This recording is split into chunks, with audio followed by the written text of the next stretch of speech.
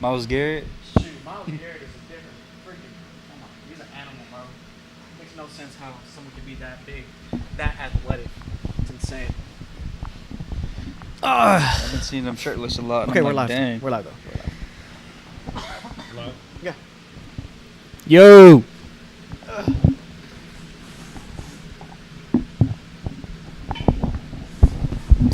Do you even like sparkling water? Oh shit! I forgot. It's sparkling. It's not as sparkling as the other ones. Like, it's definitely not as bad as a club Try soda. it first? Yeah, try it. Hey, we're good.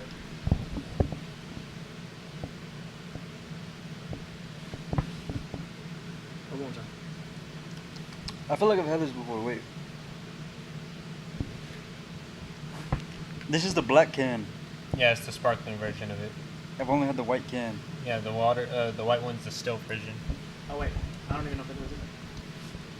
I don't know why it tastes like uncarbonated. It's Like not as fizzy. Like if it was uncarbonated Sprite. It's not as fizzy. Test. I'm on, right? Yeah, you can go to the podcast on YouTube. Good boy. Okay, little bro.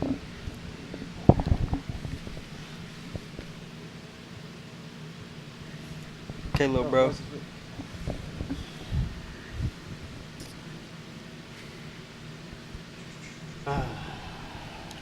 It's alright. Hey, well maybe now you can just starts making a man out of you, you know? Are you scared Death of to water? plastic. We Are donate a portion of the profits from every can Are sold you scared of to water help with kill bubbles? plastic pollution. No, because that's how I take baths. Oh, really? Water with bubbles. Nice. Want to join? Yeah. With some candles and a glass of wine. Do we sound good? Dim the lights. Oh, man. What a week. And I said this yesterday. I said it on Monday.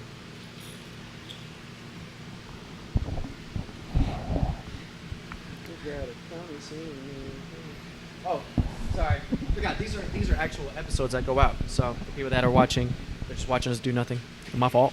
We'll go ahead and get started.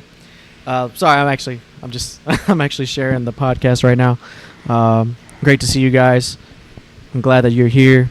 Yeah, me and Jeremy twinning. You got your shirt off. See, look, me and Jeremy basically wearing the same thing. Except I have a jacket on. What do you think? I just got it the other day. I was gonna Oh, say, it's a nice jacket. have you always had that? No, right? No, I just bought it. Yeah, it's nice. I'm trying to make it a point. Every week I want to buy one new article of clothing to help build my wardrobe and get towards what I'm looking for. Just one article of clothing. So this was the one for this past week that I decided to go with. Just in time for the fall. Speaking of, yesterday or today was a slight breeze, a little chilly. Nah, I felt great today. You know, it's like, dang, we're going to that direction of fall. Look at the trees; they're going from green to a little slightly orange, yellowish. It's about that time, and you're still over here just like it's summer, man. Like if you're at the beach. I'm wearing my fucking battle armor, bro. No, hey, watch the language, bro. I don't know how we. I don't know. Oh, How, okay. I don't know how YouTube is with. I'm wearing my battle armor, bro. Yeah. That's fair. That's fair. I mean, I hey, build this. you know what? I build this. Yeah, exactly. That's what I was about to say. Like, if you got to work to get a good physique, you know. So if you got it, then why not? Something I did notice too. Okay, I'm gonna just put myself on blast, right? My outfits aren't that expensive. Like, I don't wear branded clothes like that. Okay, especially when it comes to like dress clothes, like my nice fitted shirts or my collared shirts or even suits. My suits are probably cheap as fuck, like compared to mine are pretty. My clothes are pretty cheap. Like these pants. I think my mom got them for me from a Goodwill or some consignment store. This shirt, it's just an H&M shirt. This jacket I got it from Target. The most expensive thing are the shoes on my feet, and but to put people on game, bro. Walmart. Yeah, I do a lot literally. of shopping at Walmart. Doesn't matter what you wear. If you're fit, build some fucking muscle, bro. Work out. You dropped the F-bomb like That's a 3 third times of- already. Excuse me. I'm sorry. I'm on one right now, bro. I've been in the mood of fighting right now. I don't know why. But anyways, I need some chapstick. Hold on. just build your body, build some muscle, and you can literally make anything and everything look good. Just putting you guys on game. Style Putting you don't guys have to on be game. expensive. It doesn't matter what you wear. You can wear the dumbest thing out there. You know, you can make it look good if you're built right and you got a little bit of muscle. I think just having muscle helps elevate any outfit, and I think the way to go is just like simple, plain tees, some sort of pants. You can change up your pants. You can wear sneakers or something like that. But honestly, like nice fits. If you have a nice body, it helps out a lot. Like look what I'm wearing right now. I almost cussed again. Almost nothing. I'm wearing almost nothing. Almost Just nothing. shorts Almost nothing. He's and a basically jacket like a female. and some jandals, like bro. a female. Look at me, a G. So you're dressed for yourself, not for anybody else, right? Just for yourself. I'm dressed comfortable as hell right now, bro. For yourself, though, right? Yeah, hell Yeah. Hey, watch we get like taken off taken off the internet. Like hey, y'all guys are showing nipples. My bad. Yeah, I don't know if we can free the nip yet. You shave your chest? Yeah. You know, I barely started. very hairy, bro. I barely started like shaving my body. I mean, look at my hair, bro. Yeah, I'm pretty hairy. hairy, but not on my chest. Legs. whiskers. I got chest hairs, bro. whiskers. Got little whiskers. Got my beard. Like, I'm just hairy in general. Got hair on my, Hey man, chill out. All right, we'll go ahead and get started, everybody. First off, welcome back to the #1 podcast in the world. This is the Confessions Podcast. As always, I'm your host, Father Derek, joined by Ragu, Brother Jerome. We're actually going to start changing things up a little bit for y'all. As y'all know, y'all can tell from the title, the name of the podcast is Confessions, and I think part of the reason why we decided on that name was because we wanted to aim towards being kind of faith-driven and faith-based, and I think that's one thing that we want to try to convey to y'all, especially in the way that the world is as of right now, as divisive as it is, as evil as it is. There's a lot of hate in the world. I think the devil has a grip on a lot of people, and so we want to be we want to be people who are warriors for good, warriors for Christ, fighting the good fight. We've talked about it on plenty of episodes before, how Raul specifically, how he believes that we're already at war, and it's between good and evil. And we read a scripture. What was it last week? It was in Ephesians, pretty much saying that we do not fight against flesh and blood, but against principalities and spirits, and I think that's one thing that is very true and present. I mean, we're only maybe like a week or two removed from the death of Charlie Kirk, and I think we saw the backlash of that. And what's funny is I also saw the Jimmy Kimmel got pulled off of the air for like 4 days. It's like it's still going. Usually, a few weeks pass, everybody kind of forgets about it. It kind of goes back to normal everyday life, but it still feels like these events happened yesterday almost. Because and people still haven't moved on. But the reason why I brought up Jimmy Kimmel was because there was a lot of outrage from a lot of elite celebrities, that just had a bunch to say about, this is an attack on freedom of speech and whatever. Outraged, up in arms about Jimmy Kimmel getting removed off of air. And I was like, isn't this it's kind of crazy, considering how a man was literally killed. His speech was no longer, it's silenced forever. And they had nothing to say about it, or they were happy about it. They were praising whatever, or they were just saying, well, he deserved it or whatever. But yet Jimmy Kimmel got pulled off of the air for 4 days, and they're crying about free speech. I just thought that was very interesting, because there's a lot of people that had a lot to say about Jimmy Kimmel and whatever.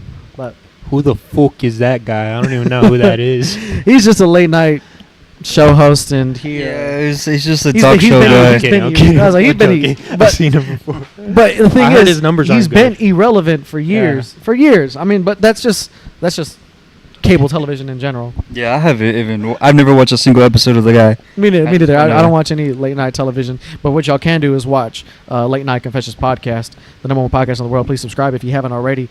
But yeah. anyways.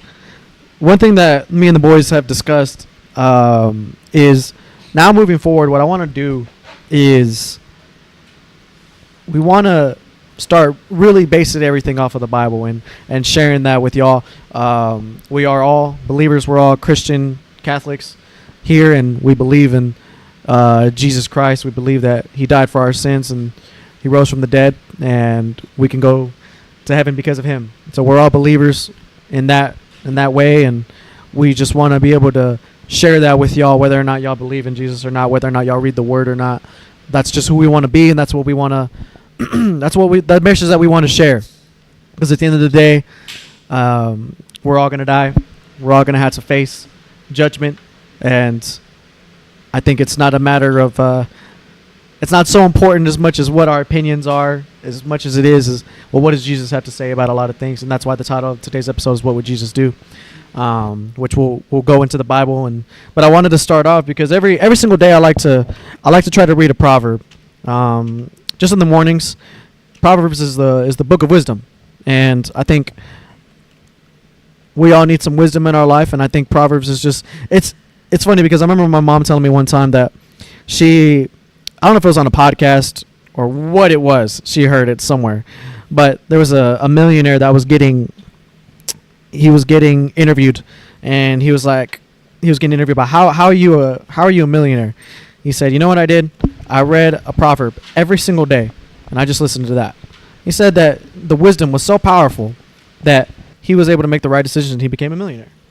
So I thought that was interesting. You know, it is an anecdotal example, but I thought, you know what can go wrong from getting wisdom, and what better place to get wisdom from than the Word of God, you know? So let's we'll go ahead and get started, and we can just read one chapter of Proverbs. Stop me at any time, y'all. And those that are in here watching, and then y'all as well. Y'all can stop me at any time. So it was a whole chapter, like Proverbs chapter 1, verse 1 through whatever, and then when it changes to 2, that's the second chapter? Yeah. Yeah. And then I'll stop it. So just one chapter? Just one chapter. Okay. Very easy read. All right. So chapter 1, the Proverb of Solomon, the son of David, king of Israel. To know wisdom and instruction, to perceive the words of understanding, to receive the instruction of wisdom, justice and judgment, and equity, to give subtlety to the simple, to the young man knowledge and discretion. A wise man will hear and will increase learning, and a man of understanding shall attain unto wise counsels.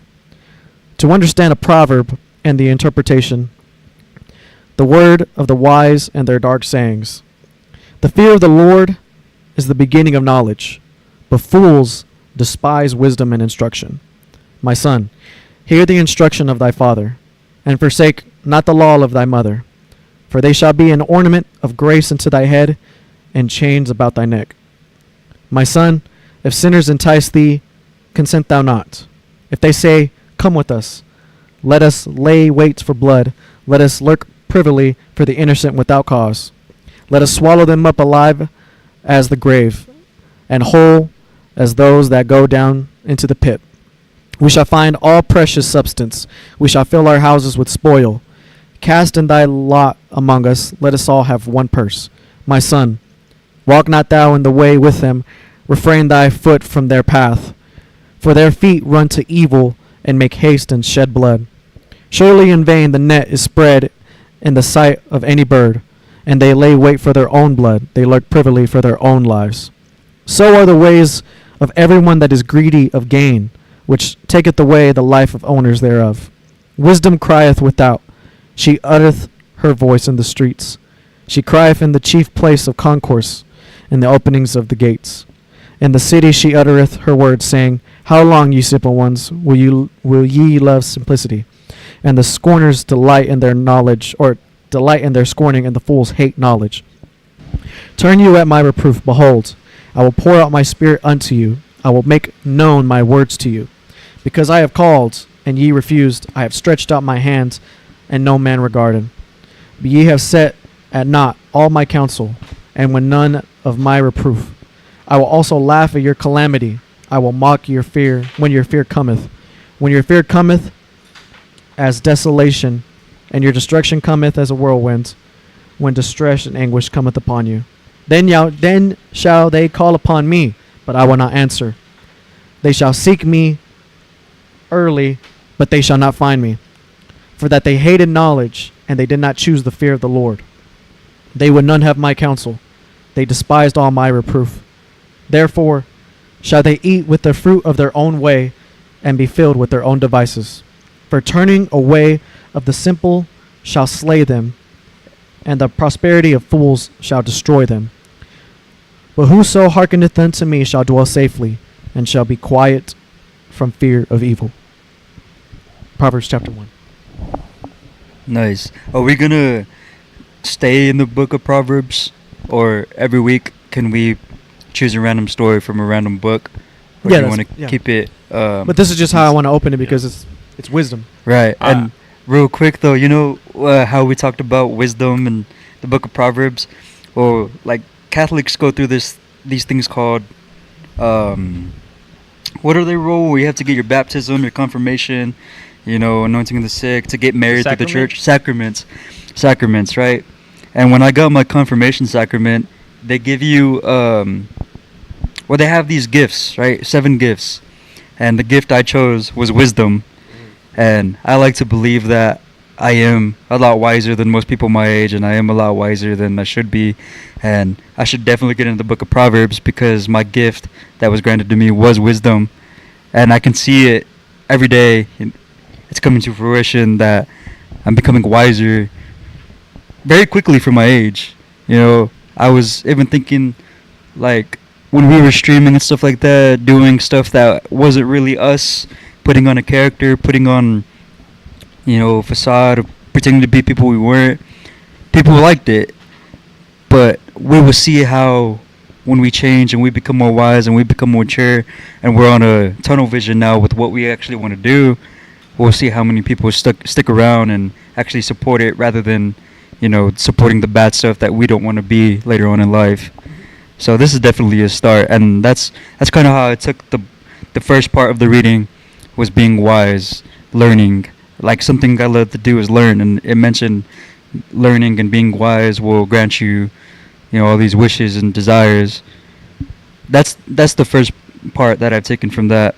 And then as we move on to the second part, it seemed like, correct me if I'm wrong, that he was talking about other people who didn't have wisdom, but were just embodied by greed. Money, money, money, money, like Mr. Krabs, right? Mm-hmm. Is that kind of what they were saying? Well, what it's saying in here was, for example, so are the ways of everyone that is greedy of gain, which taketh away the life of the owners thereof. Right, that part. And then he reads, kind of the last part of this is just him saying how they will fall. It says right here, actually. I'll just go ahead and read it, right? Therefore they shall eat of the fruit of their own way, and be filled with their own devices. Pretty much saying that if they choose to reject wisdom, which it says right here, the fear of the Lord is the beginning of knowledge, but fools despise wisdom and instruction. To reject wisdom and to reject knowledge is to reject God, because that's what God is, right? And so it also says, they shall call upon me, but I will not answer. They will seek me, but they shall not find me, for they hated knowledge and did not choose the fear of the Lord. They will succumb to their own devices, and because they rejected wisdom, because they wanted to follow their greed.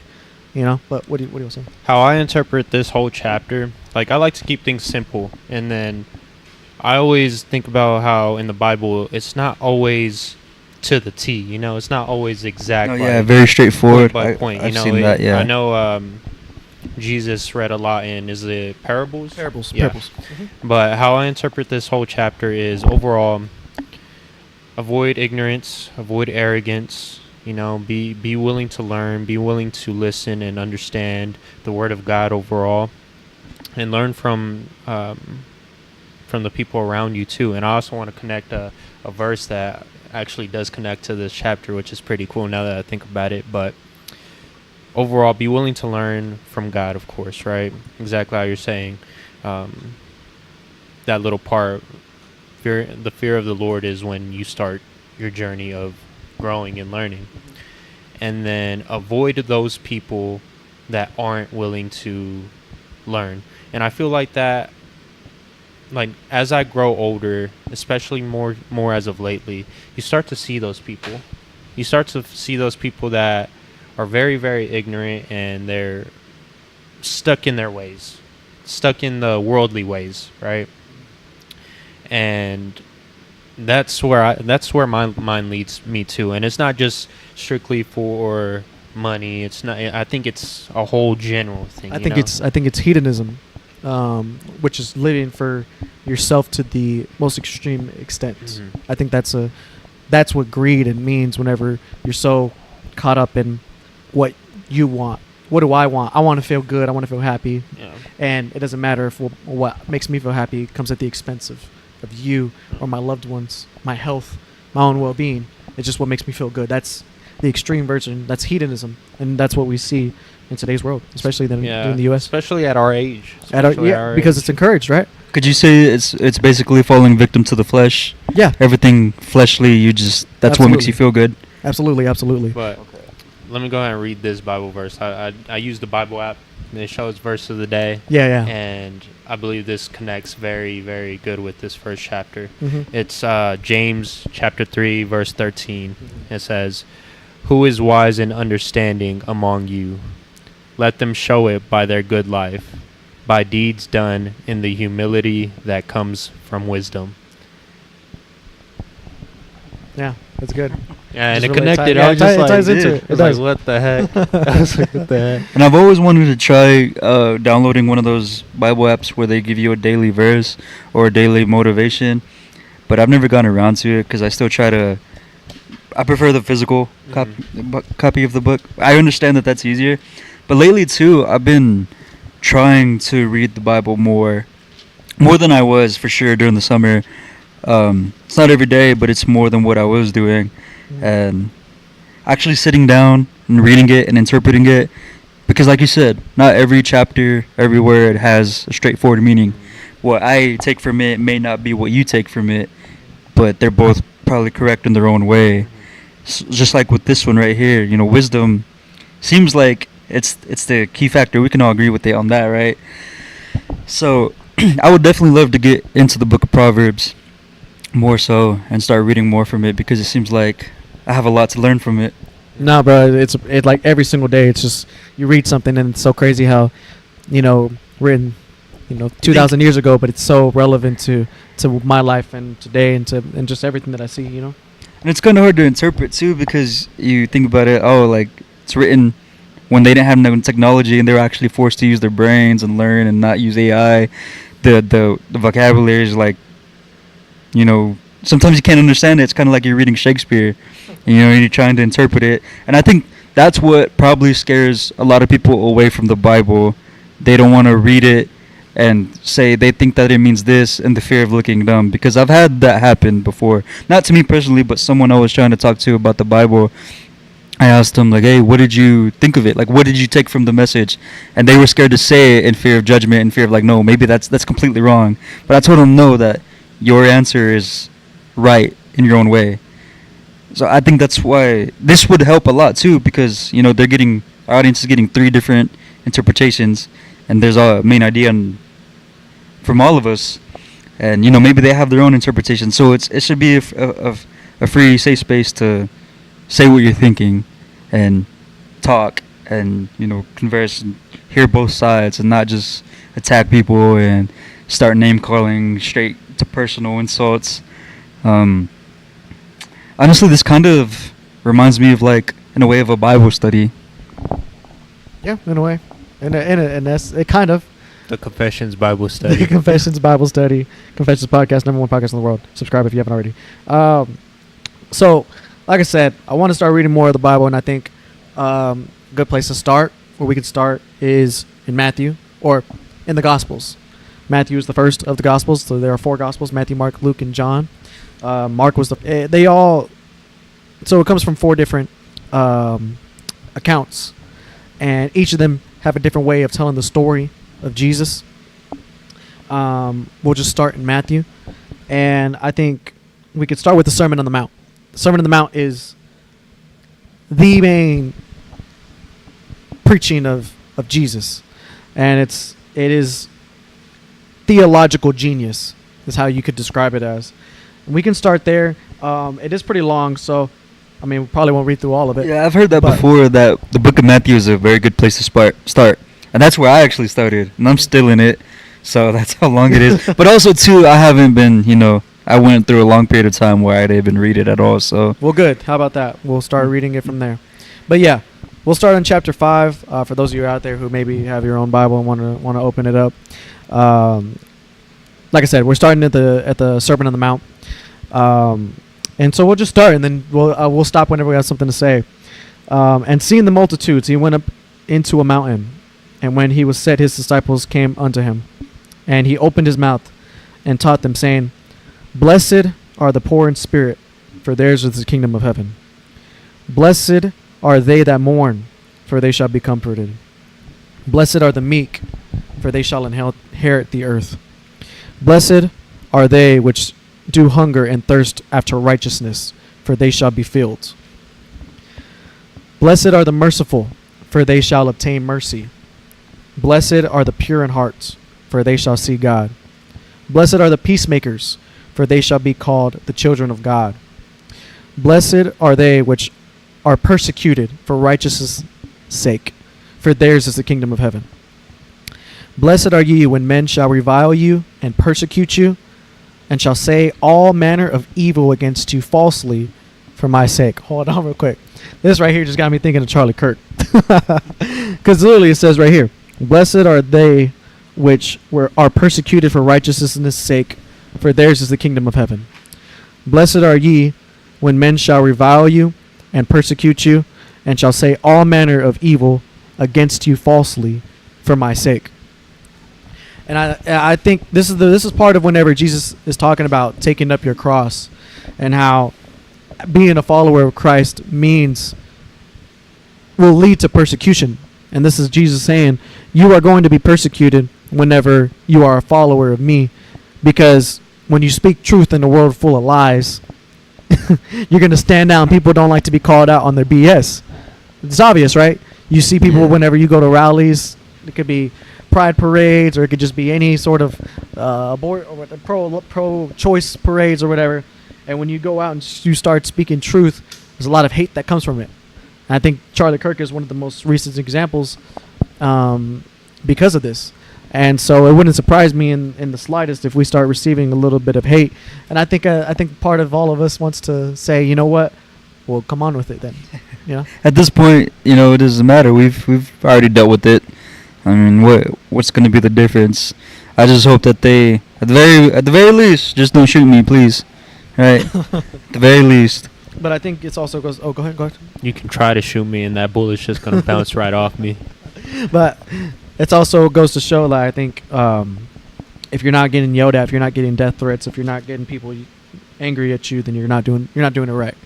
I mean, the path. I mean, something that the Bible also says is that the path to heaven is narrow, and the path to hell is wide, because it's so much easier to do what feels good instead of doing what's right, what's true. And I think that also leads back to the wisdom, right? People who hate wisdom, who reject wisdom because they want to do what they feel like. And it's like those type of people that we'll be going against. Because whenever you're following the word of God, when you're following wisdom, it automatically takes a lot of people out of your life. You start to realize who actually wants to follow God, or who wants to be better, and then who just wants to do what makes them feel good. So, but yeah, I'll just keep going. Okay, so I'll just start right the verse that I last read. Blessed are ye when men shall revile you and persecute you, and shall say all manner of evil against you falsely for my sake. Rejoice and be exceedingly glad, for great is your reward in heaven. For so persecuted they the prophets which were before you. Ye are the salt of the earth, but if the salt has lost its savour, wherewith shall it be salted? It is thenceforth good for nothing, but to be cast out, and to be trodden under foot of men. Ye are the light of the worlds. A city that is set on a hill cannot be hid. Neither do men light a candle and put it under a bushel, but on a candlestick, and it giveth light unto those that are in the house. Let your light so shine before men, that they may see your good works and glorify your Father, which is in heaven. I like that scripture. Be the salt and the light of the world. And I think that's another thing that as believers, where I think we're called to stand out. It's pretty much what it's saying. I was gonna ask, what would you say the literal meaning of that is? Being the salt and the light. Well, what does salt do? Dissolve. Salt adds flavor. Or adds flavor. It makes things taste good. Right. Right. Makes things better. Mm-hmm. We're supposed to make things better in the environment that we're in. Right. We're supposed to add that different type of flavor, like where if now people say that they can see whether or not, like, if you're happy. Right. What do you? What's bro laughing about? I guess Raul's happy. No, it's Yeah. just this man was like, it dissolves. You barely laughing about that, bro. It took a little bit to clear. I was trying to hold it in so bad. I mean, it does dissolve when you put it in water. It's salt water. When you boil it. I was on the same page just there. Technically, he isn't wrong. But, you know. I mean, it wasn't the answer he was looking for. It first, so he could have answered it. Yeah, why first. don't you I'm step listening. in? I'm listening, bro. This is a group. It's a group I'm project. trying to become wiser by listening. Group bro. project. That messed me up. Bro's gonna receive an A and didn't contribute as from the group project. No, it's all right. I didn't laugh. All right, Jamie. I got your back, bro. Thank you, I thank got your you. back. Anyways, but that's what salt does. That's what salt does, right? It adds flavor. Yes, makes things taste good. And then you think about what light does. It brings exactly what it says. It brings light to darkness. We're supposed to be in those areas where people are dark. What does dark mean, in a sense? Absence of light. Yes. Yeah, right. But what does dark also represent? Evil. Being lost, I think, is a good way to say it. Okay. Sin. When you can't see, you're not going in the right direction, right? And so I think that's where we can be the light. What does light? What does a light tower do? Direction for guides. guides. It guides. It shows the path. Where is this ship supposed to go? Right? That's what light does. It lets us see the right path. And so that's what we're called to do. We're called to change the environment around us and both being something that feels good to be around, be someone like, dang, something's different about you. I want to be around you, like, for some reason. And I don't know if you've ever had that before, where people just kind of draw towards you. I've experienced that in a few different areas in my life. The most recent area was real estate. Just a quick story. I was talking at a little event to newer agents or people that were about to get licensed about why they should join our brokerage. But the main thing I was talking about was just my experiences, what I've learned about in real estate. And I spoke with conviction, and I spoke from the heart. And a lot of people resonated with me. So whenever I was done afterwards, I had a line of people that just wanted to talk to me, right? I think that's an example of being the salt, being the light in a way, because they were drawn to me because of what I had to say, and not just what I had to say, but who I was, who I am, because you can feel me being connected and interwoven into everything that I was saying. So it attracts people. And I think with that attraction comes whenever you need to be the guiding light. Well, how are you the way that you are, right? How are you so happy? How are you so wise? How are you so at peace with where you're at in life? And that's whenever you can use that as an opportunity to lead them. Well, you know what? It all starts, number one, with my faith, with God, right? And so I think that's a way to relate it back to life. But I can relate to that too. I've been told a lot as well that I'm very easy to make friends with, and I'm very easy to talk to. Now, I can make friends with pretty much anybody. It doesn't matter, if they're a nerd, if they're a gangster, whatever, no matter the race. I've been told that a lot lately, and part of it goes back to being, like you said, my faith. Just being a good person, being someone that people want to be around. But then I also have this dilemma to where I'm not afraid, and I'm at the point where even if it's slightly draining, I'm cutting them off. And I don't know if that would be the most Christian thing to do, or if it's, in a sense it's being selfish, right? And going back to the topic, what would Jesus do? You have these people who are coming to you, asking these questions, following you, wanting to be with you 24/7, and it gets to a point where you get drained. You give them an inch, they take a mile. They start maybe in a sense becoming annoying, wanting too much. And at the end of the day, you got to protect your peace and yourself. So would it be correct to tell them, like, hey, I don't want to here's deal the with thing. you Remember, anymore? in the what we just read in Proverbs, it said reject those that don't follow the path of wisdom, right? Because if you follow their path, you're going to go down with them. So I think there's a balance between them both. I think there is a time which Raul had brought it up one time, whenever we were talking. I think this was off of a podcast, but I was sharing with him some things that I've been going through, and he said sometimes the only thing you can do is just say, you know what, I'll pray for you. And I think that at the end of the day, there's some people out there that have so much hate in their heart, or are so obsessed with living a lifestyle that you don't want to be a part of, that the only thing you can do is say, you know what, I'll pray for you. I'm here for you. You know, if you ever need someone to talk to, if you ever want to change your life around, like, I'm here for you. I'm on your side. But at the end of the day, what I got going on you're not a reflection of that. And I think it's okay to say no to people. The way that I put it is that anyone can be my friend, but not everyone will be my friend. Anyone can become a friend to me. That's a right? good. But I'm not going to analogy. accept anybody, right? Because in a kind of a way, I think being the salt on the light, right? Being someone who's nice to be around, I kind of put it as a way, and this may sound arrogant, and this is where it kind of gets a little muddy, but I say it's a privilege to be my friend. It's a privilege to be around me, because I do bring something that is enjoyable to be around, and I think having me on your side is a benefit. I do. I believe if you are the friend, if you are my friend, I think you get something out of it that outweighs a lot more negatives, because I believe in being a real friend. Like, I would die for both of y'all. I'm here for y'all 24/7. Y'all ever need a place to stay, Raul, you can come to my place. You can stay with me. Don't worry about paying me nothing. Don't worry about any of that. You can come stay with me. I got your back. Same with you. You know that as well. And I know that. Sure. I know y'all would do the same for me. It's not just about being friends whenever things are going good, or whenever we're going out and drinking or going to the club, but it's about, what about whenever times are tough? Am I going to be here for you? You can tell me anything, and you know that there's secrecy there. You know that there's trust right here. And whenever you go down, I'm going to be right there next to you. I'm going to go down in it with you. I'm going to be there with you. And whenever we're up together. But it's kind of like how Conor McGregor said, don't share a meal with someone you wouldn't starve with. I would starve with y'all. You know, I think that's what comes with the benefit of being a friend. And also, with the blessings that come my way, they're also going to go y'all's way. When I win, y'all win. And so that's why I say it's a privilege to be my friend. It's a privilege to be in my life, because I am a person who is going to receive blessings because I'm a believer of Christ. I tithe and I do my best to do good, right? That in and of itself is going to bring blessings, because that's what God says, right? These blessings that I'm going to get are going to be transferred over to my friends, to the people that I love, right? So, and that's why I say it's a privilege to be my friend. Anybody can be my friend, but not everybody will.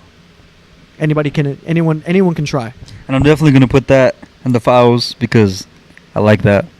Because that's a good way of putting it. It kind of relieves some burden of feeling guilty, feeling bad, of like, hey, like, because I used to have a bad problem of not being able to say no, in fear of hurting their feelings, in fear of, hey, maybe they won't like me no more. Hey, maybe they won't want to be my friend. But it's to the point where, like you said, that saying, you can say no, and if they don't like it, then they were never meant to be your friend anyways. And all you can do is pray for them, and that's fine. That's fine. It's not about wishing anything bad upon someone. It's just like, you know what, I hope that life turns around for you, and when and if it does, I'm here. You know, I support you. Doesn't mean I got to be a part of it. Like, doesn't mean I have to stick around to figure out for myself if you're gonna change or not. And let's say they do, because I also had this experience a while back. I think I've even mentioned it in a podcast before. It's a story where it was an old friend apologizing, and I pretty much forgave them, but I still wanted nothing to do with them. It's still a severed tie. But the apology was there, accepted it, and I don't know if that was a shot at trying to rekindle it, but I took it as in, like, no, I'll pray for you, wish you the best type of thing. Realizing it now, but back then I was just kind of like, no, I just don't want to rekindle that friendship again. And it was a part of another friend group, and that friend group kind of, you know, they respected it. They're like, it's your choice. But I was the only one not to want to rekindle that friendship. The other friends did. So I was kind of the odd one out. And that's kind of been the story of my life, you know, so other one out, black sheep. But I don't know. I forgive him, but it's like I don't want to rekindle it no more. And that goes for a lot of people, actually.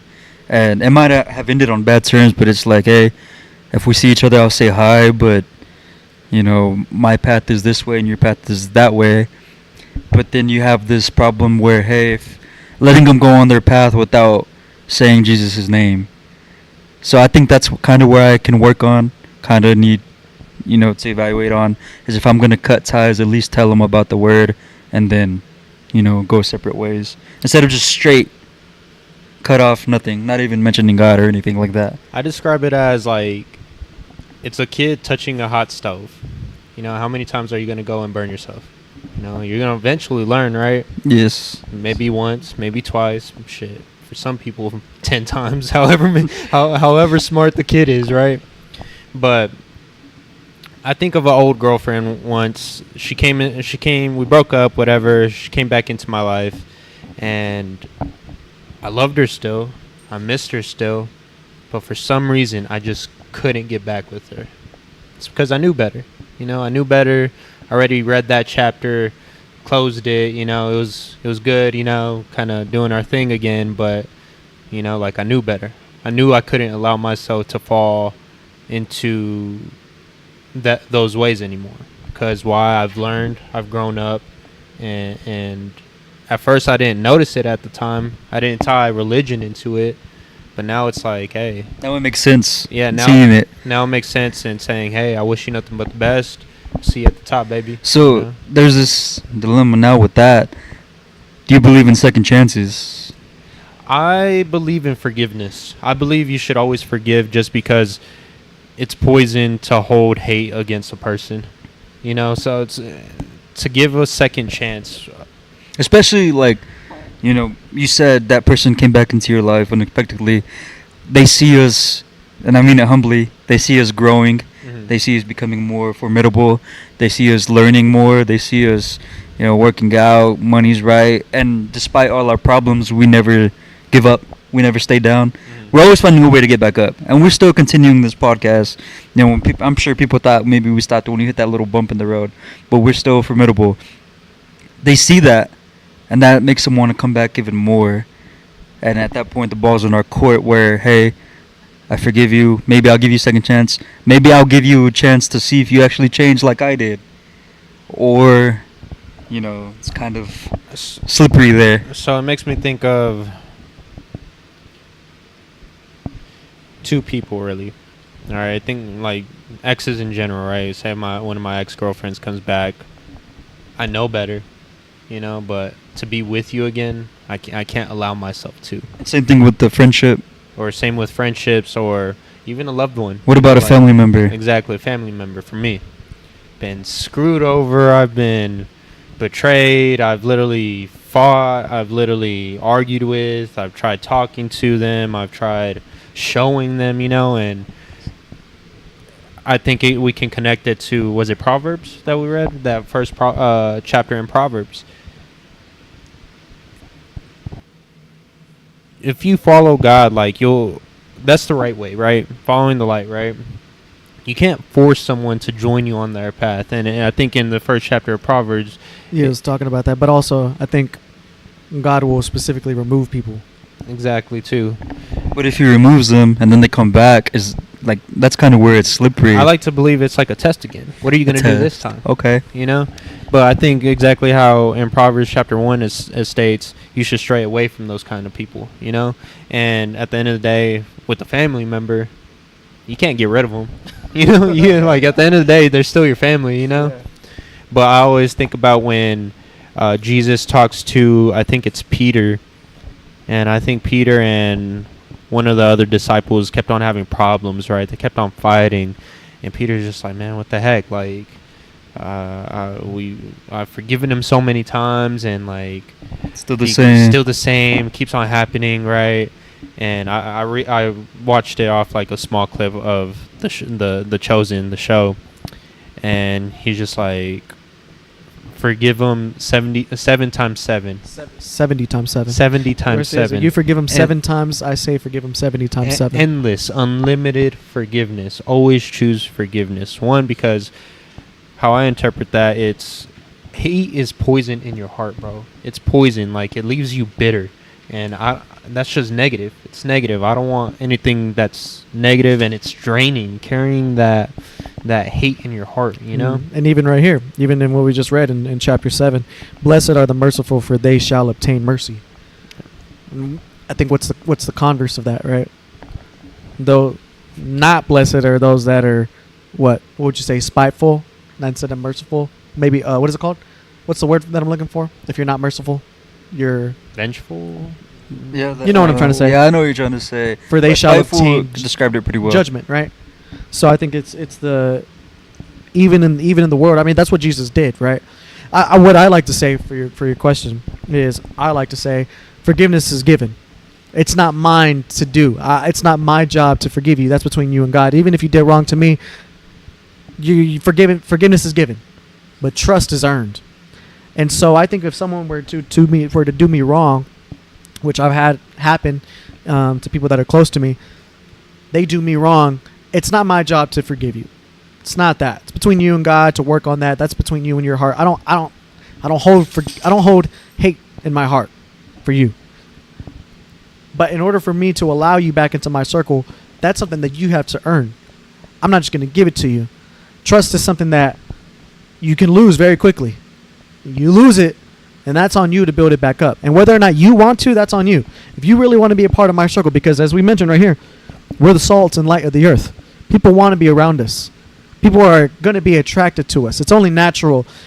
People, unless they have some real issues going on, real problems within them, they'll stay away from us because they don't want to look at themselves, because we're going to be a direct reflection. They're going to look into the mirror and say, oh shoot, we don't want to be around those guys because they're going to expose all the stuff that we have going on and all the sins that we're committing in our lives, right? People are going to want to avoid us in that way, but at the same time they'll be attracted. That right there, I think, is something that is unavoidable. We are going to be people that are unavoidable in some sort of fashion, that they're going to want to be around us. So if someone were to want to come back in my life, well, duh. You see what I got going on. I'm living well. Like you mentioned, the money is right. The people around me, I have a good circle around me. I'm growing in all sorts of different areas in my life. Duh, you're going to want to be around me. So you can be around me. As I mentioned, anyone can be my friend. Doesn't mean you will be my friend. But I think forgiveness is something that you can have that. That's fine. Forgiveness is given. But my trust, you have to earn it. You're going to have to show me that you want it. And even if I don't want to give it to you, that's something that you're going to have to live with, right? So, but after a certain period of time, I think if someone really does want to earn your trust, I think at the end of the day, they're beneficial. Loyalty is beneficial. If they're really going to be down for you and say, you know what, I did you wrong, but I want to do you right. And they, over a certain period of time, let it be a year, 2 years, 3 years plus, that they've shown loyalty and respect for you, and they do what they can to help benefit you. And it's like, you know what? All right, I don't mind having you in my circle. I think you've done right. You've earned my trust back, and if you really are about it, then come on, But I think it takes showing that. Now, if being in a relationship with someone, I think is very, very different. Maybe I don't have to accept you back into my bed, but maybe you can just be someone that you can call me, and we can be amicable and friends even. Because that's a weird way of looking at it. Not a weird way. Weird wasn't the right way to put it, but interesting way to look at it. Because like a relationship, there's a lot more intimacy, emotion involved. It's boyfriend and girlfriend. It's a potential husband and wife. You never gave it a chance as a friend, I guess you could say.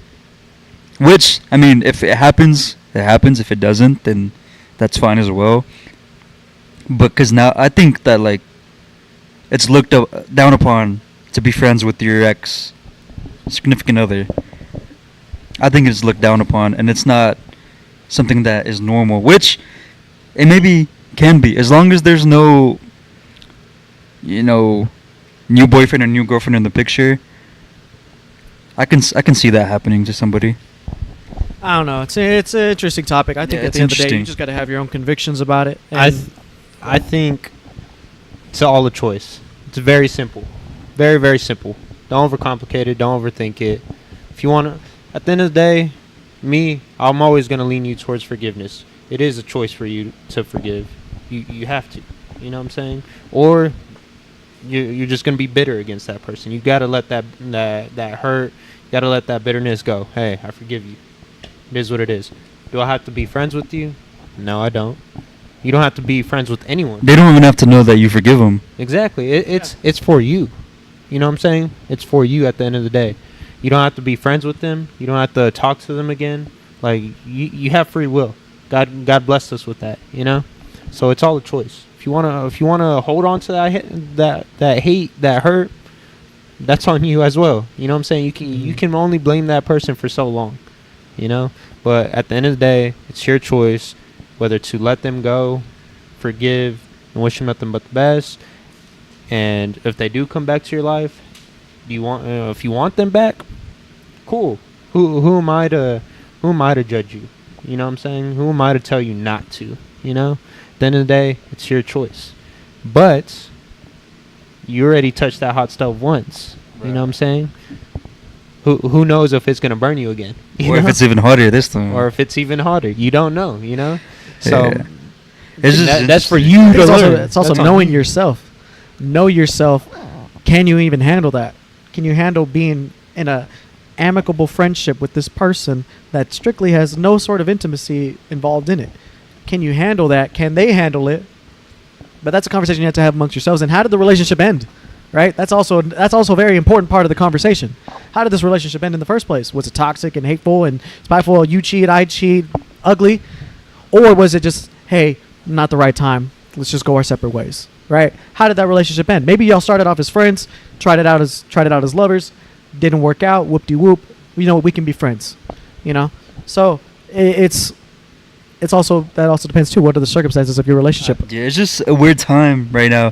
It's not a bad time. Like, I feel like I am in like something just ignited within me, and I'm on like tunnel vision mode right now, to where I am like very locked in different areas of my life. You know, just like we've always talked about, it just even more so now. And I want to be even locked more with God and the Bible and the church. That wants to be my main focus, because you put that first, that's a priority, everything else will fall into place. It's just been a weird point in my life where seek first the kingdom of heaven and everything else shall be granted. Right. What verse is that?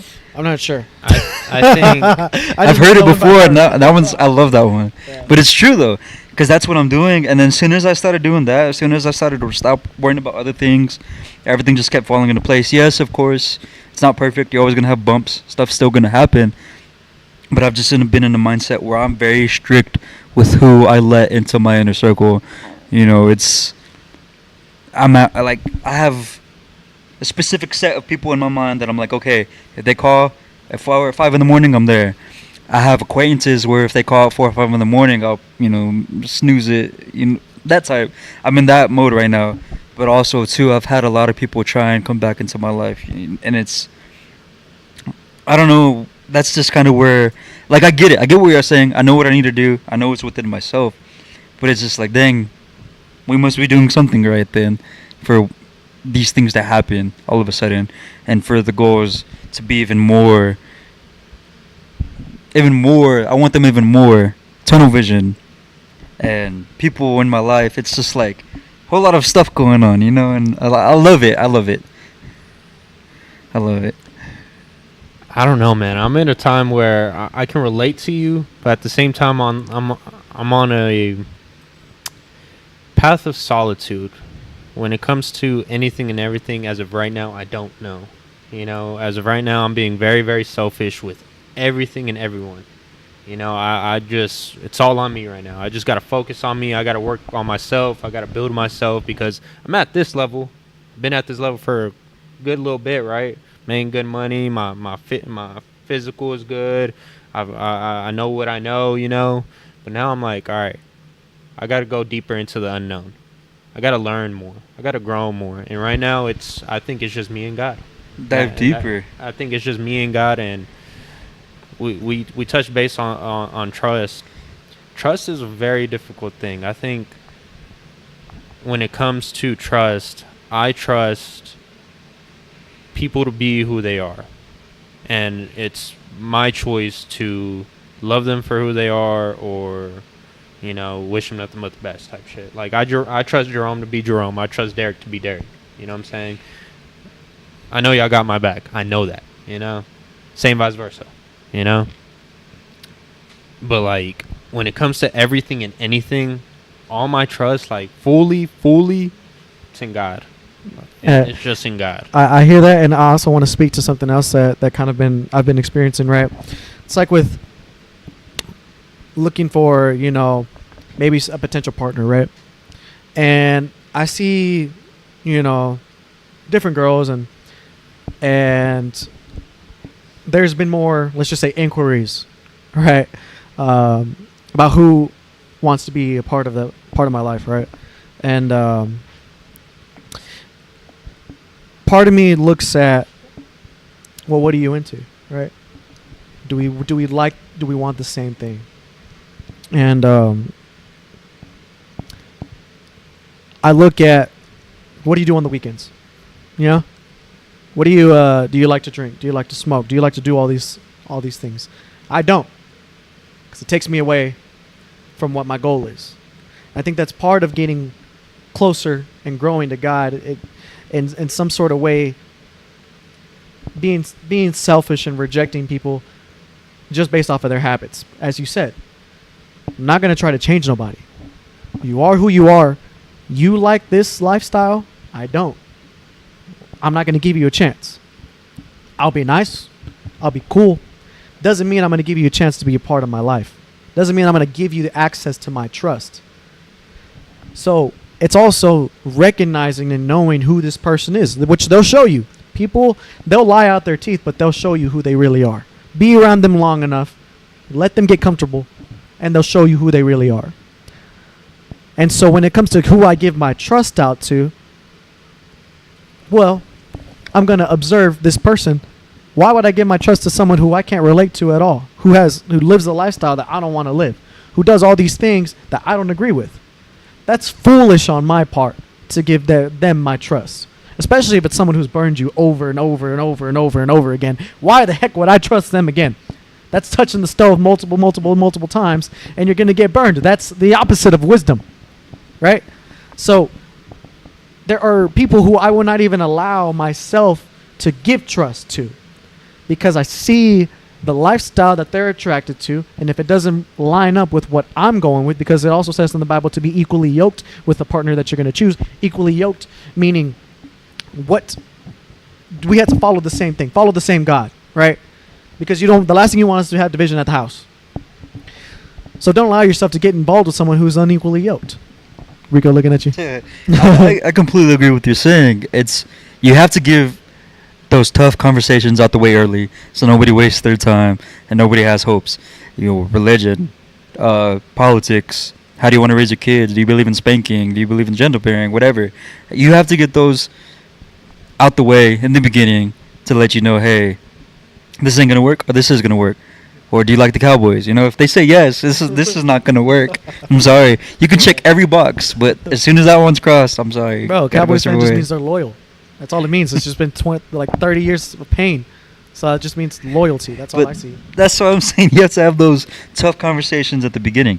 And and it feels like that's what you're doing. And when you do that, though, that narrows down the pool like almost 90% of the pool. Like I said, the path to heaven is narrow for a reason. And I think it's the same way the path to the people that are allowed within my life is very narrow for that reason. So, like I mentioned, it's a privilege to be my friend. Privilege. It's a privilege to be my girlfriend. It's a privilege to be my wife. Right? More so. It's probably the most privilege right there, to be the wife. It's a privilege. And men are the ones that are we're the gatekeepers of love. We have to ask them to be our girlfriend. We have to ask them for their hand in marriage. We're the ones that restrict that. It's a privilege to be a part of my life. I believe that. And I'm not trying to be arrogant, but it's the same reason why I would say I'm not trying to equate myself to Jesus. But it's a privilege to be a part of Jesus' life if you were there, right? It's a privilege to be around someone who's pleasant to be around, who blessings come their way. It's the same with me. So I have to mitigate and hold into check who comes in and out of my life. So my trust, it's very thin. My circle is very small. And there's a reason for that. So that's how I see it when it comes to who gets access to my trust and not. It coincides with, well, who are I even allowed to be my friend or not? because it's a privilege, and not everyone can have that privilege, or anyone can, but not everyone will have that privilege. So I think, man, trust. I trust in myself to know better, based off experience, and I trust in God. I think people, they come, they go. Woman, they come, they go. And at the end of the day, it's, like I said, trusting myself and my knowledge and my abilities, trusting in God to know what's good and what's not. Hey, is this an asset, or is this a liability? And real quick to that, reading the word it'll show you. Like I said, you'll read it and you'll see, wow, this is literally what I'm going through right now. Yep, exactly. And I think, I know me and Jerome hit on this a lot, but just going to church, listening to the gospel, listening to the homily, reading your Bible, reading a few verses throughout the day. It's crazy how they just hit with whatever you may be going through. They just hit, and you're able to connect them. But I don't know, when it comes to like trusting people, I don't know. I trust people to be who they are. You know what I'm saying? I trust people to be who they are. And exactly how you're saying, at the end of the day, they're going to show you who they are. People can only keep up a front. People can only lie for so long. Actions will show you who they truly are at the end of the day. And so, with some people, you're able to know right away. With other people, it may take a few years. You just never know. But I think that also, sorry to cut you off, but also points to like who's around whenever things are going rough, right? That's the people that are actually going to be there for you, who you are, not just what you provide, not just because you're fun to be around whenever you're drinking or whatever. But that's why I like that Conor McGregor quote so much. Don't eat with someone who you wouldn't starve with. Mm-hmm. And so I think because I've gone through that, metaphorically speaking and literally speaking, I've starved and y'all been around, right? Y'all been my friends, whether or not y'all knew it or not, right? I've always been there. I've been very open and honest with y'all about the things that I've gone through in my life and the adversities that come in as y'all with me. And I think because y'all have been there, y'all have proved that, and which is why I consider y'all my true friends. But yeah, as you were saying. But yeah, overall, confiding in God. That's the biggest thing, I think, and that's what helps overall guide you down the correct path, help have the right circle around you, and overall help to get you through not only the ups, but especially the downs, So I think that's where I lay my trust in, because I think it's very clear. Everything is worldly. A lot of things are sins. Sure. Everything, we're not perfect. You're not perfect. I'm not perfect. Rizzy's not perfect. You're bound to trip and fall. You're bound to fuck up. Oops. Sorry, YouTube. Number 4. Yep. Rizzy's bound to trip and fall. Ragu's bound to trip and fall. Make mistakes. We're human. You know what I'm saying? No one's perfect. So when it comes to that, and I also believe love, especially with people that you love and care about, it hurts. You know what I'm saying? You gotta take some shit. You gotta. Yeah. They're bound to piss you off. That reminds me, they're bound though. to make you sad. They're bound to hurt you in some sort of way. You know what I'm saying? So I think when it comes to trust is I trust people to be who they are. You know what I'm saying? And it's my decision. It's my choice to allow them to have access to my life, access to my circle. But at the end of the day, when it comes to trust, I fully confide in God. Hey, I think that this person was placed into my life for a reason, to teach me something. What is he trying to teach me? Is he trying to teach me through hurt, through pain, through heartbreak? Or is he trying to teach me by this person being my greatest asset? Maybe it's a wife, Well, I think, I could kind of relate to y'all, like what some just examples of the things that I learned from y'all, but like one thing that I learned from you is just staying strong. I think when I think of you, I think of strength. and whatever you're going through, whatever adversity is coming your way, you remain stoic, you remain strong in the heat of fire. It's one thing that you like to say. That's one thing that I've learned from you, and that I admire, and that I strive for in my own life.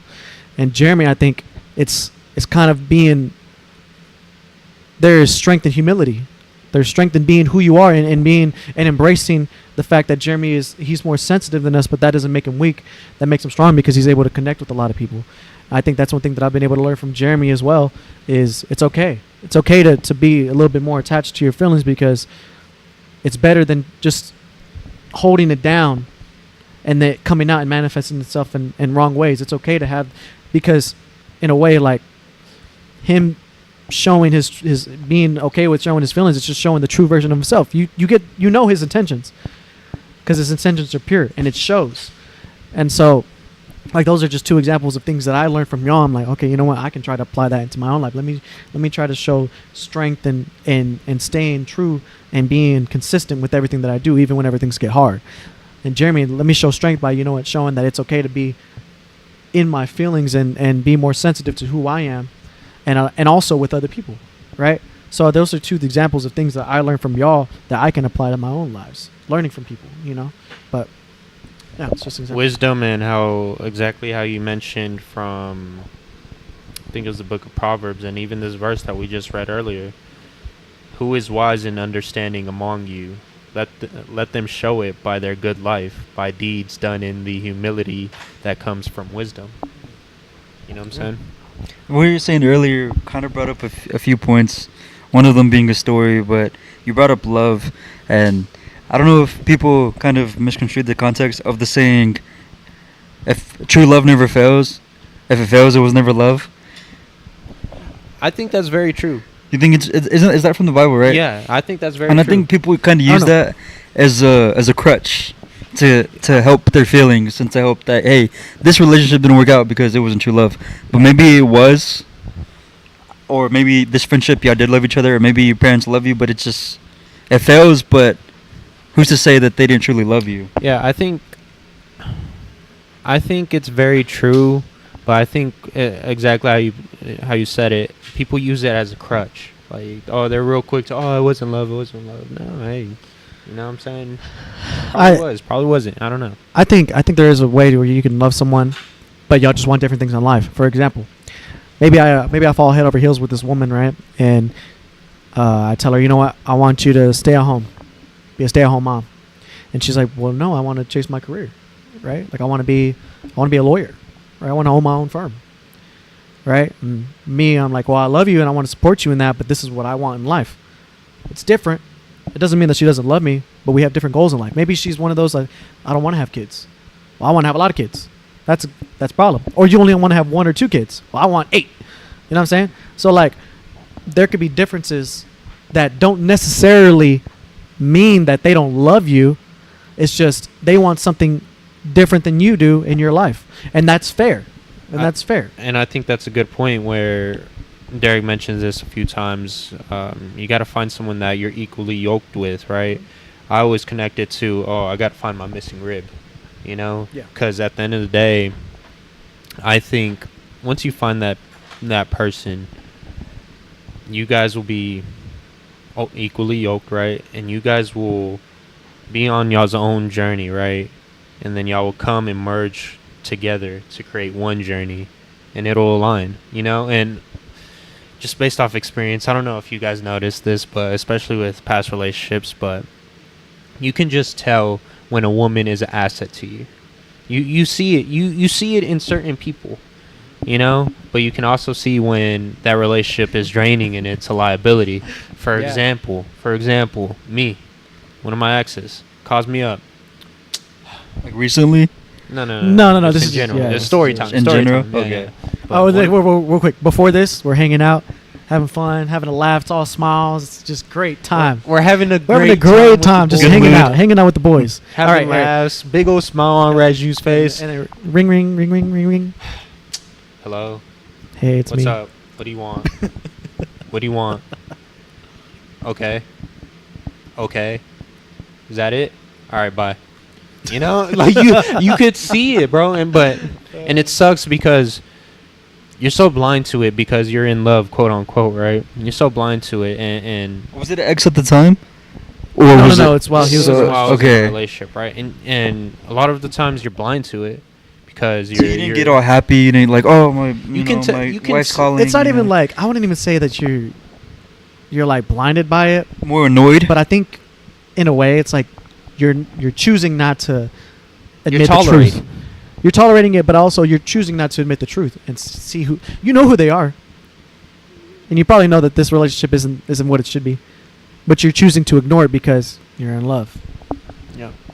And So I guess that's really I had to learn that that the comes hard from- way. It took me however long, right, until I finally realized, damn, and then I prayed for it.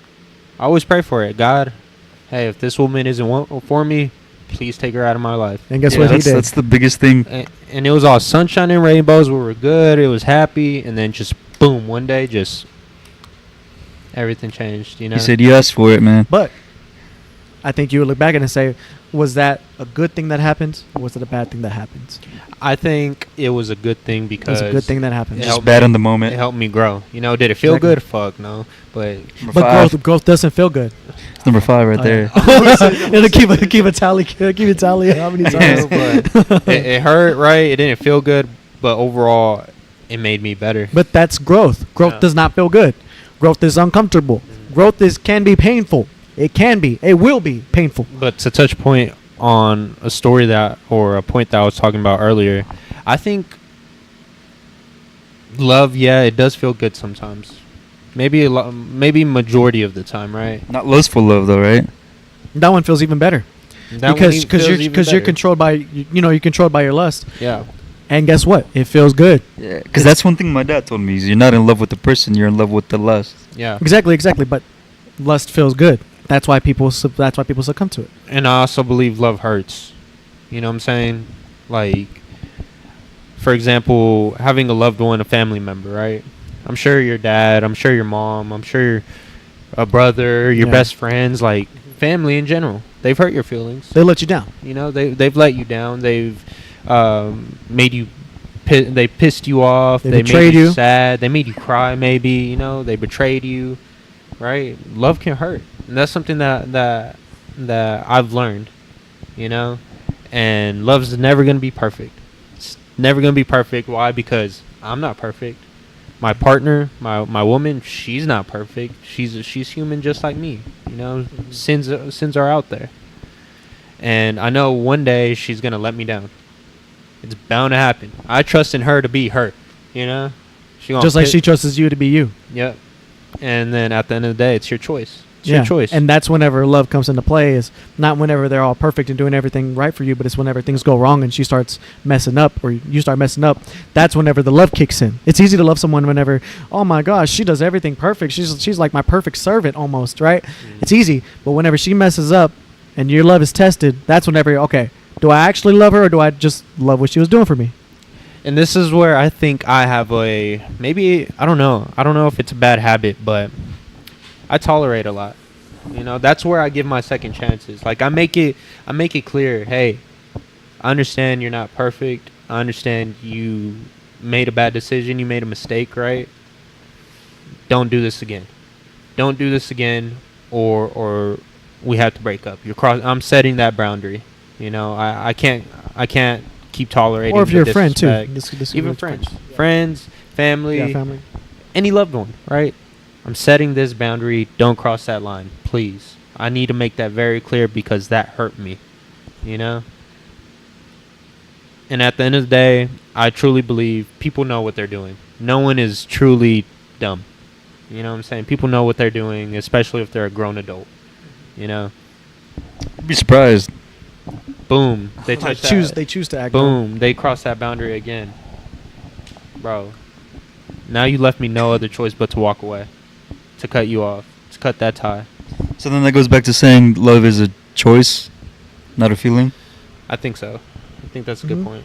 Yeah. I would say that. Because feelings are always like this. Feelings change.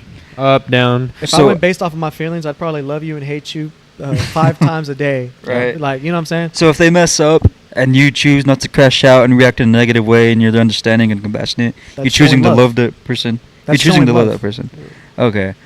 And now the next question is, we're talking about putting God at the center of everything we're doing.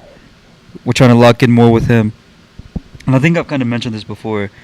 The problem with being a lukewarm Christian, lukewarm follower, because I know I read somewhere, don't remember specifically where, but even lukewarm Christians don't make it to heaven. Just, hey, I want to follow this day, but the next day I'm going to succumb to my sins. But hey, I'm doing more than most people, so therefore don't I deserve a spot in heaven? Because I'm still doing more than what the regular person does. I just don't constantly stay like that every day. On a Saturday night, I might mess up. But Sunday through Friday, I'm perfect. But that Saturday night, messing up, would that make you a lukewarm Christian? I think it all... One, you shouldn't compare yourself to anyone. Comparison is a killer of joy, right? I think, two, everyone's kind of on their own path or has their own relationship with God, right? And three, I think it all depends on your intentions. You know what I'm saying? Because you can be those kind of people that, oh, well, I was good Monday through Friday, you know, but Saturday, Sunday are here. Oh, I can go, you know, fall into sin, right? Mess around, right? But you also have those other people that are genuinely true to their heart, are true with their intentions. They slip up and fall. You know what I'm saying? It says in the Bible, everyone will fall short of the glory of Christ. And everyone's a sinner. And the wages of sin is death, right? Every single one of us deserves death. We're not saved because of the good things that we do. We're saved because of the death of Jesus and the grace of Jesus Christ. So everyone deserves to go to hell. Everyone. The wages of sin is death. If you lie to someone, you deserve death. That is what the Bible says. So whether or not you do good, you can't earn your way to heaven. It's not how it works. So if you wanted to earn your way to heaven, you had to be perfect. That's the standard. Jesus was perfect. Mm-hmm. So unless you're perfect, never made a mistake in your life, you deserve hell. So guess what? All of us deserve hell. The wages of sin is death, but that was paid for by Christ whenever He died on the cross. He took that on for us. So we have grace through Christ Jesus, but that comes as long as you accept Him into your life and you repent. What does repent mean? Confess. It means to turn around. No, it's not confession. It means to turn around. That's all it means. Do a 180. That's what repentance is. So that just means to turn. You were going this way. You were doing this thing. Turn it completely around. You start doing the other thing. You start going away from it. What if you're going away, but then there's a little bump? That's fine. That's life, right? That's what I'm saying. Like, you're not expected to be perfect. No one's going to be perfect. It's not about that. That's where grace comes in. As long as you're a follower of Christ and you believe Him and you love Him, you treat your neighbor like you treat yourself, you will see the gates of heaven, right? But those are the requirements. But it doesn't mean that just gives you a free pass to do whatever you want.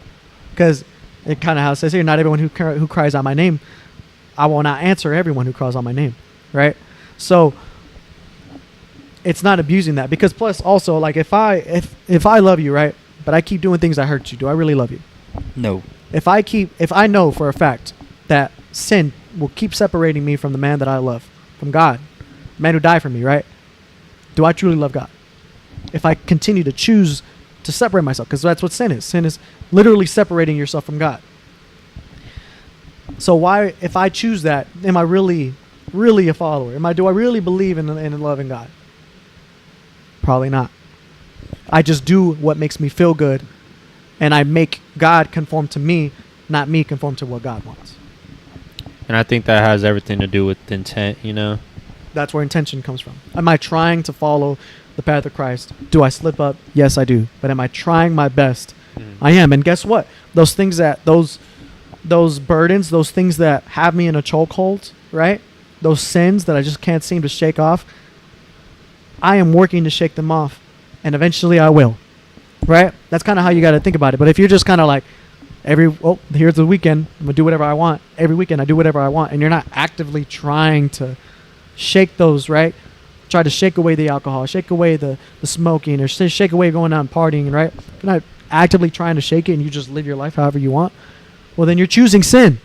And the wages of sin is death. So what do you expect, right? It's a two-way street. Yeah. God's side's always open.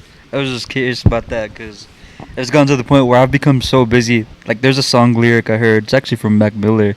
It's like, the more you do, the less you wait. And I find myself doing a lot lately to where it's something almost every day.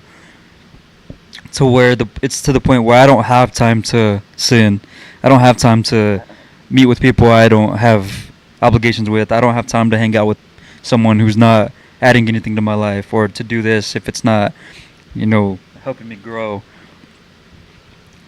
It's gotten to the point where I have no time to think, but I want to make a time to think. I've even thought about doing because I do watch a lot of Charlie Kirk now. I know his videos and his clips are everywhere now.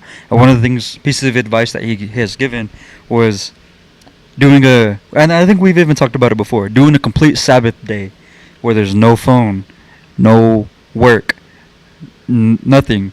You and the world, going for a walk, reading the book, reading the Bible, staying disconnected. And I want to try to start doing that, but it's hard because the schedule is so packed that sometimes I do have to use Sunday. But I want to try it because he said it increases your mental, it increases your happiness, you feel better. Just giving that one full day to God, no phone, no negative energy, no schoolwork, no business work, no type of work. And I want to try experiencing that just to see how it would go. I know it's a lot easier said than done, but I think it is good because I've done that before. I without even noticing, like, I'm just like, you wake up and then you don't even check your phone. I'm like, forget the phone, forget the phones, forget everybody. Like, it's just me. Go out, just out into the world. You never realize though. Like, I feel like if you try that, you never realize how much time you truly have. And I don't necessarily. I try to. I don't know. I'm bad. I have a bad habit of just naturally working though. So I've kind of just complete solitude. Don't talk to no one. Don't view anything. Don't hop on your phone. Just nothing. Ignore everything. Ignore everyone. Just you by yourself with God. And like, sometimes I don't know if this is necessarily doing what your Charlie Kirk mentioned, but just for example, me coming here and working or doing something like with the shop, or just working on a little project, right? And it's just nothing but solitude, just me, my thoughts, God, not even music playing. And it's just gives you time to think, in my opinion. I've been doing that a lot more lately. Just not listening to anything. I just drive in silence. I do that sometimes too. It's just you, your thoughts, and God, bro. That's all it is. And I think that's where the truth comes from. And as I said, you don't realize how much time you actually have when you're not wasting it on your phone. I also think time flies by quick like that too. Like, one day, like 1 minute, it's daytime. The next thing you know, what the heck? The sun's already going down. Where was I? Like, what was I doing? But it's just you, God, and the world, exactly how you're saying. And I think that's where the truth comes out. Like, I definitely want to try incorporating that into my life. Who's Ragu? Who's Jerome? Who's Derizzi? Hey, God, how, like, it gives you time to have a discussion with the Father, the Lord up above. And I think, too, like, it doesn't have to be a Sunday, right?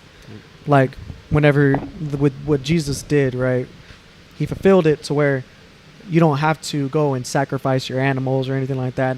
Like, you don't have to go to a church to access God. You don't have to go to a pastor or a priest to access God. Now Jesus lives within all of us. So you can access him whenever you want. So if your Sabbath day has to be a Thursday or a Tuesday, then so be it. As long as you make time, it can be any day of the week. It doesn't have to be a Sunday, right? So, and I really enjoy that. I've been doing that a lot more lately. Like, I feel like I don't know if you guys noticed, but just completely shutting out everything and everyone. Literally ignoring. I literally intentionally don't. Like, I won't post anything some days. I won't view anyone's stories. I just don't. I give myself. I call it being selfish. Do you ever think about getting rid of more apps? I think of, like, for example, Snapchat. I think I can't. Like, a part of me can't because of unless you're using it for business purposes. Yeah. But, like, I really don't use it for business. I use it for promotion. That's the only reason I'm keeping it. Exactly.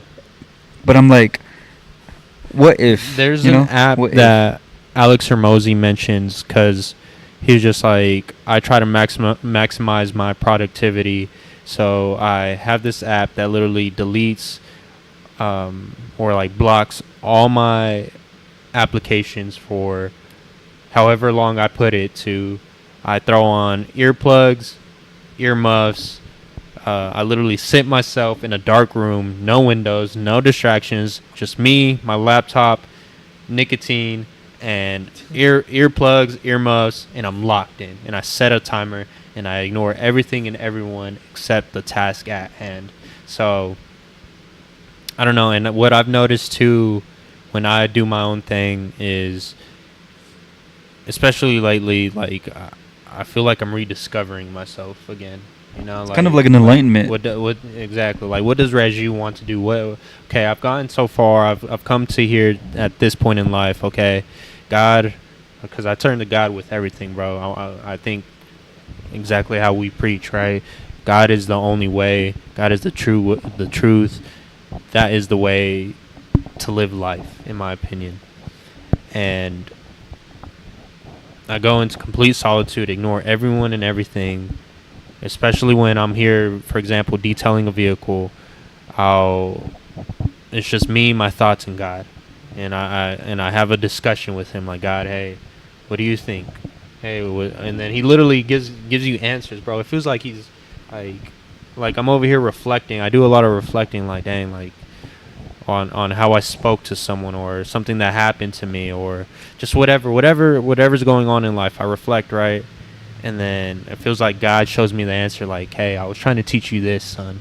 You know, I was trying to teach you this. Like, this is the lesson you can extract from this. You can extract this lesson from that moment, this lesson from that moment. And then you start to ask yourself, okay, hey, Ragu, what are your intentions? What do you want? Like, what do you want to build? Like, who do you want to become? You know, you built the young man that you are now. Okay, what's next?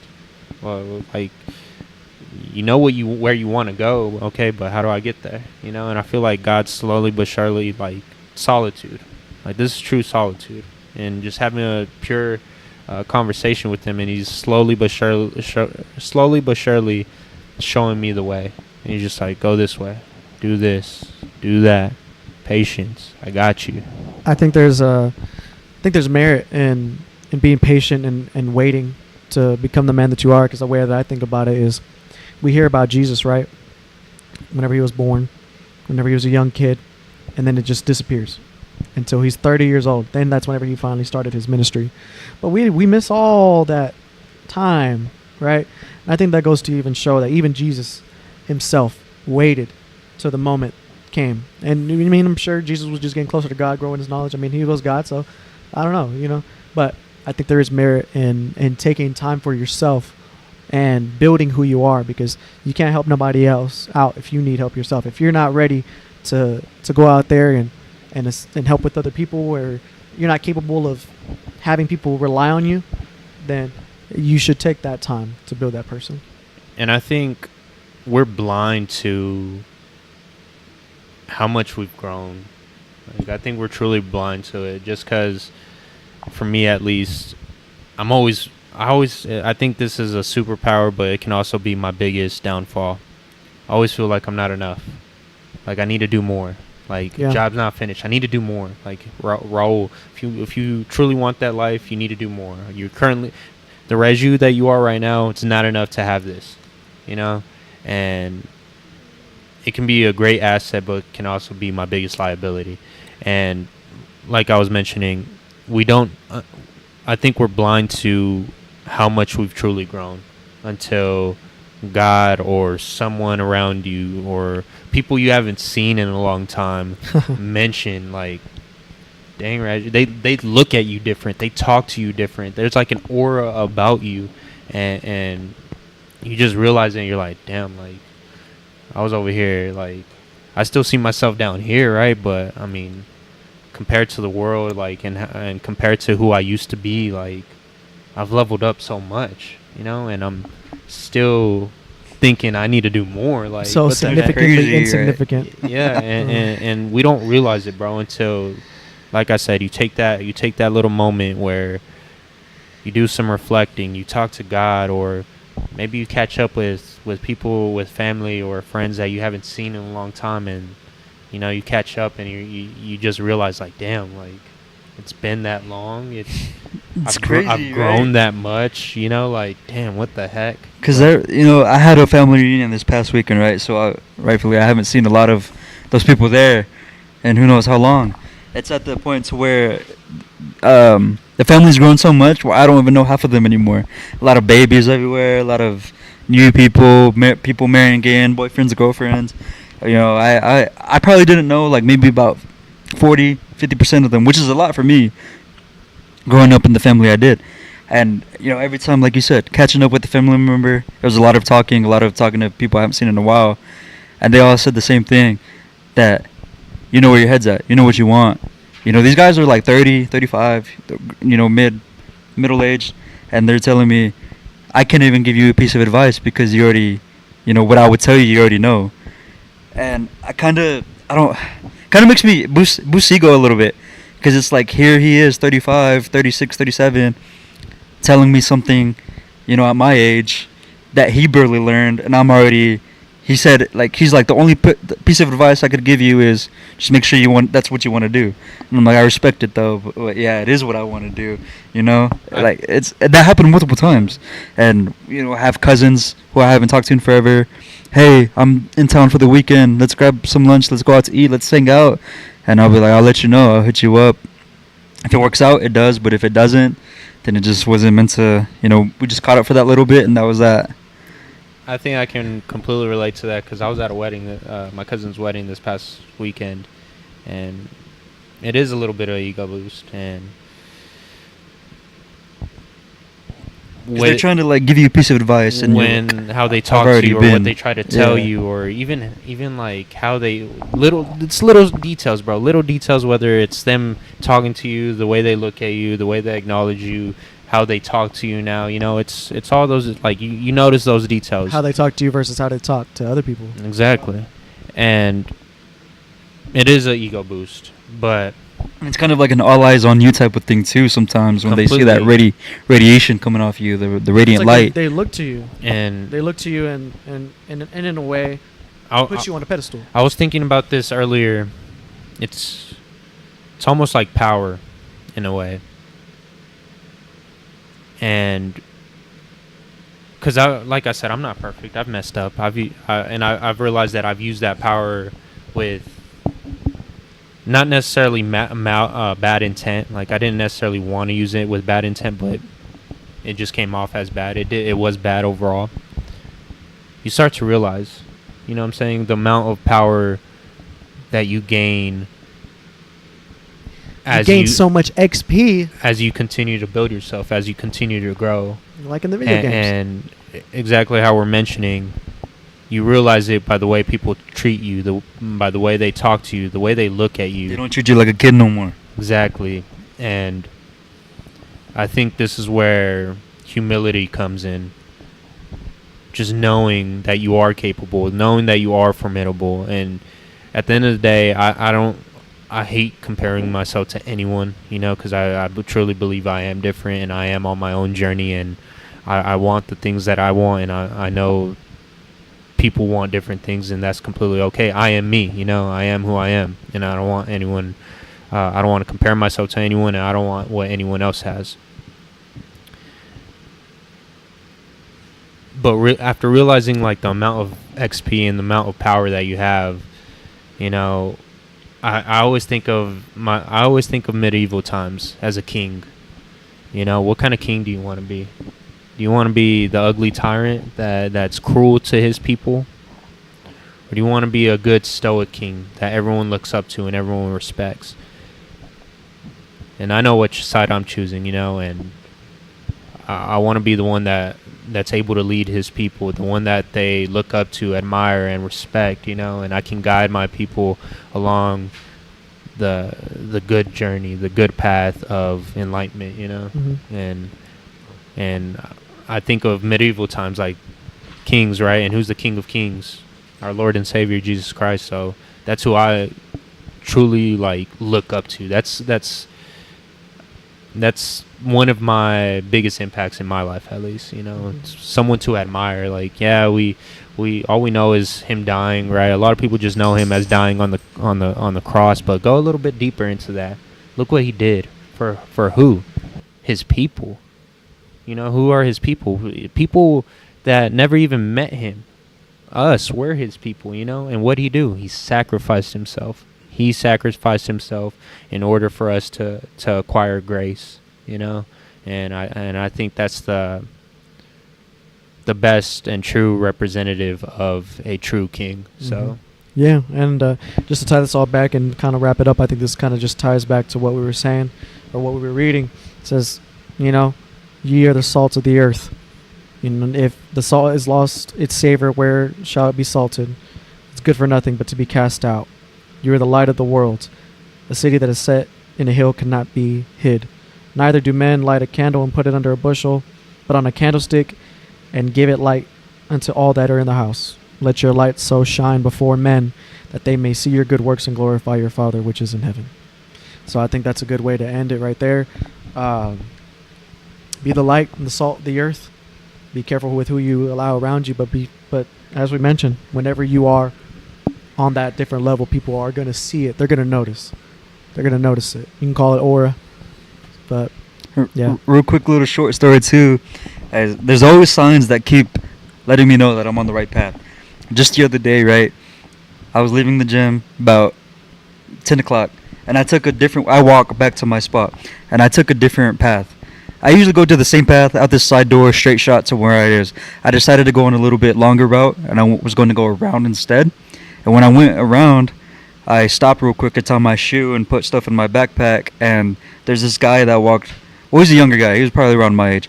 He walked past me, and he at first he passed me, and then he did a double take, and then like if he was nervous to talk to me, and then he turns around and he like introduces himself. He says his name, where he's from. He's from Indiana, and we just made small talk, and I was like, all right, bro, well, I'll let you go. This man just got rizzed up by a random dude at the Really? gym. Yeah, literally. No, funny. But the message behind it was kind of tripping me out. I started walking back to my dorm, and he's like, hey, do you mind if I walk with you? And I'm like, yeah. Like at first, I was kind of like nervous. I'm like, kind of shady. It was kind of shady because it's dark, and he's like, hey, can I walk with you? And hey, can I walk you back to your place? We start walking. Hey, yo. And okay. he starts telling me his story, how he wants to be a content creator, and he has a YouTube and a TikTok, and he asked me to check it out. He does motivational stuff, and he does scriptures, right?